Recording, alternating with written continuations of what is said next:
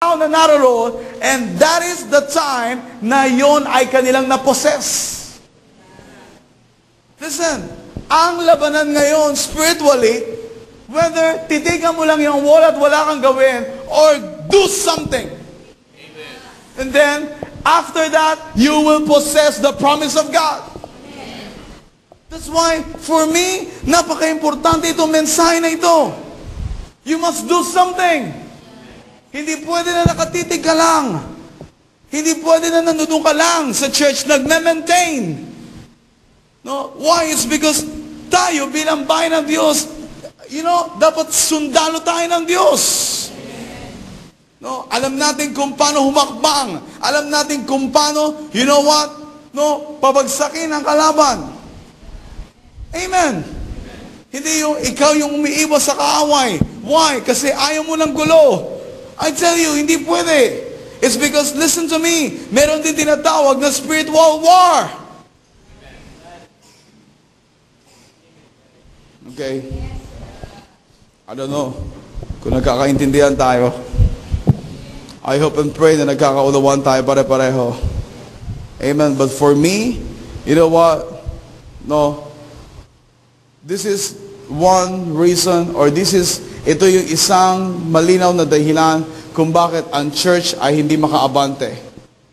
When I say that, I'm not only referring on our church, but in a lot of churches right now. Amen. Listen to me. God is giving this word, this message to all of us for what purpose? To advance the kingdom of God here on this city. Amen. It's because, to be honest with you, you know what? To invade this city, you know what? Kinakailangan mo ng alin? Kinakailangan mo, ng tamang tao. Kinakailangan mo ng lakas. Kinakailangan mo ng lahat. Is that true? Oh, why? It's because ang passion ng puso natin to fulfill the mandate of God, hindi lamang para sa apat na sulok ng simbahan na ito. Tama po ba? Kung hanggang ngayon hindi nyo naiintindihan kung ano yung lengguwahe ng pamilyang ito, hindi ko na alam kung ano pang dapat kong ituro at gawin. Malinaw po ba? Dahil maiintindihan mo lamang yung sinasabi ko, listen to me, kung ibubuksan mo ang iyong mga tenga. Saan? Sa mensaheng ito. Ano yun? Na merong plano ang Diyos sa syudad na ito. And this is our contribution by God's grace na magkaroon ng pagbabago sa ating bansa. Can you imagine kung merong nangyari sa ating komunidad, meron din mangyayari sa ating syudad? Yes, sabi mo small impact. But still, that is an impact. No? That's why, unti-unti, can you imagine? By God's grace, pinoposition tayo ng Lord. Is that right? Bakit tayo pinoposition ng Lord? Upang sa ganoon, you know what? Yung mga area na pinaglagyan sa atin ng Lord, makapag-establish tayo ng alin? Ng church? No! Not the church. But ma-establish natin yung alin? Yung kingdom of God. Diba? Why? It's because the kingdom of God, hindi mo makikita sa lansangan. Ang kingdom ng Diyos ay nasa puso't isipan mo. That's why huwag niyo kong hanapan ng literal na kaharian ng Diyos. Tama ba? Kakaunawaan ba tayo? I want you to turn your Bible in the book of Acts, chapter 1. In the book of Acts, I hope and pray na makatulong to sa inyo. Verse 6. Sorry, let's read verse 4. Samantalang, are you there? Amen. Verse 4. Let's start to read verse 4. Are you there? Okay. Samantalang siya ay kasama-sama pa nila, kanyang tinagubilin sila, huwag muna kayong aalis sa Jerusalem. Hintayin ninyo roon ang ipinangako ng Ama na sinabi ko na sa inyo. Nagbautismo nga sa tubig si Juan, ngunit di magtatagal at magbabautismo o babautismohan kayo sa Espiritu Santo. Sino nagsasalita rito? Sino nagsasalita rito? Remember, sa time na ito, ng Acts chapter 1, si Jesus ay nabuhay na muli? Is that right? Now let's continue to read verse 6. Kaya't na magkasama-sama si Jesus at ang mga alagad. Sino yung alagad? Disciples. Look at this. Nagtanong ang mga ito. Anong tinanong nila? Panginoon, itatatag na ba ninyo muli ang kaharian ng Israel? Wrong question again. Tama?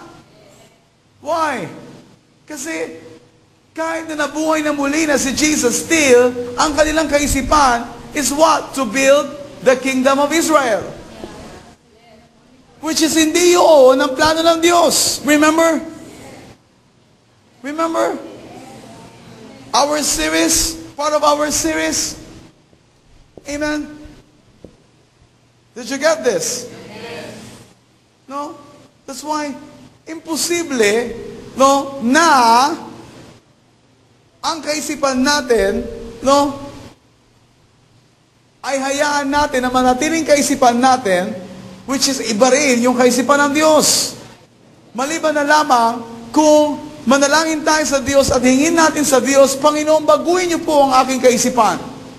At dalangin ko na ang aking kaisipan ay maging katulad ng iyong kaisipan. Para saan? Upang sa ganun, iisa ang ating kaisipan. Iisa ang ating gagawin.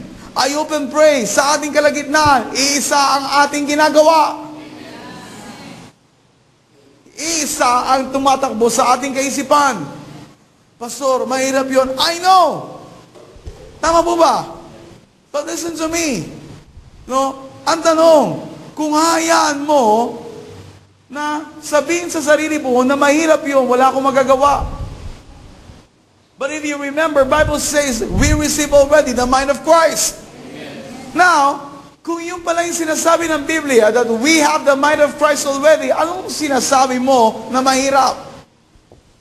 If you have the mind of Christ, then, anong dapat mong kailangan? I-program mo lang yung kaisipan mo, na kung saan, kung ano ang kalooban ni Kristo, yun din ang maging kalooban mo. Kung ano ang kaisipan ni Kristo, yun din ang maging kaisipan mo. Is that right?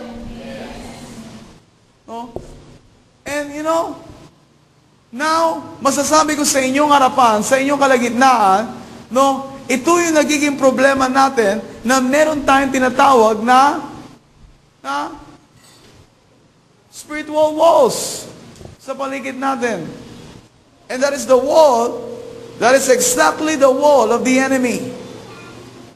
Hello? Hindi pa man, pero alam mo sa sarili mo, you know, na nililimitahan mo na yung sarili mo.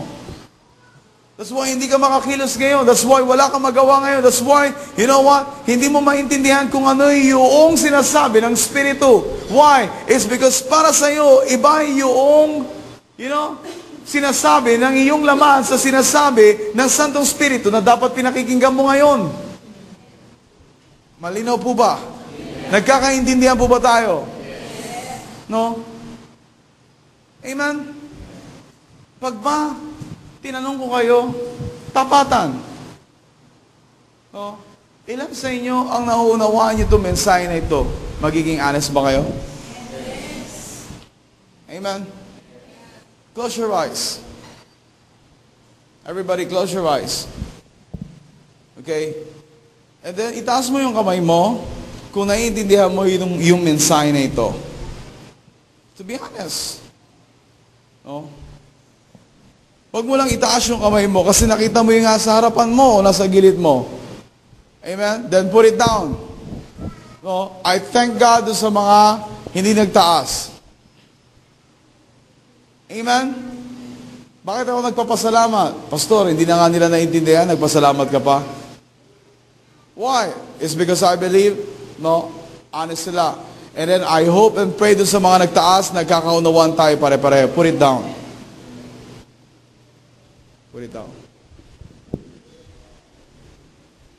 Okay? Amen? Amen. So, did you get this? In verse 6, no, iba pa rin yung mentalidad nila.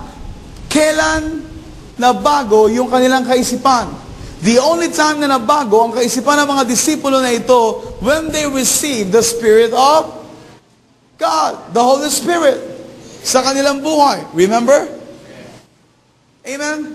That's why, mapapansin mo, right after chapter 2, you know what, which is, ito yung araw ng Pentecost, remember? And then they received the baptism of the Holy Spirit. Ano ang sumunod na nangyari? Anong sumunod na nangyari?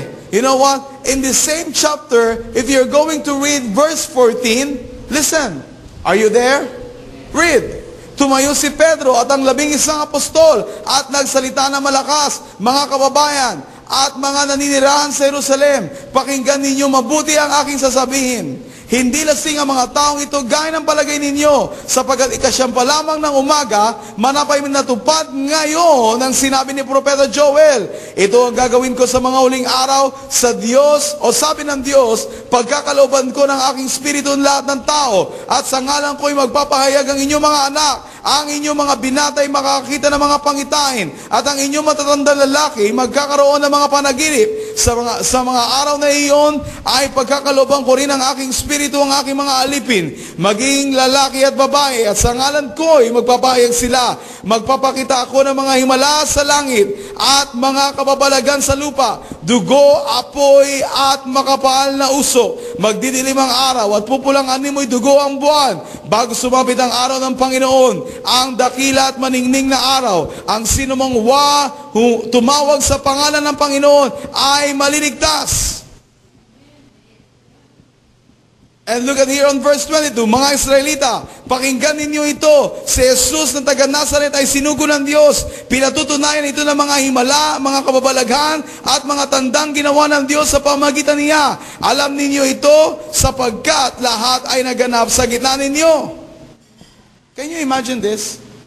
Now look at this. On next verse, on verse 23, sabi rito, ngunit ang taong ito na ibinigay sa inyo ayon sa pasya at pagkaalam ng Diyos sa mula't mula pa, ay ipinapako ninyo at ipinapatay sa mga makasalanan. Listen, bakit siya nagkaroon ng lakas ng loob? Tama ba? Nasabihin sa harapan ng mga tao o sa publiko ang mga katotohanan ito. Because first, they received the baptism of the Holy Spirit. He received the Spirit of God already. And I believe, tinanggap nyo rin ang Santong Spirito sa inyong buhay. But look at, ano ang pagkakaiba? Ang pagkakaiba sa kanilang mga buhay, you know what? Right after they received the Holy Spirit, you know what? Hindi sila nanatiling tahimik. That is my observation. Read. Amen? Before, nung wala pa yung baptismo ng Santong Spirito, nananatili sila saan? Sa upper what? Room. Para manalangin. Amen? They are so quiet. Amen. Why? It's because kakatapos lamang yung trahedya na patayin si Jesucristo. That's why I believe, ingat din sila. Remember? Paano ko nasabi yun? You know what happened to Peter? For 2 times or 3 times? 3 times, na nakita siya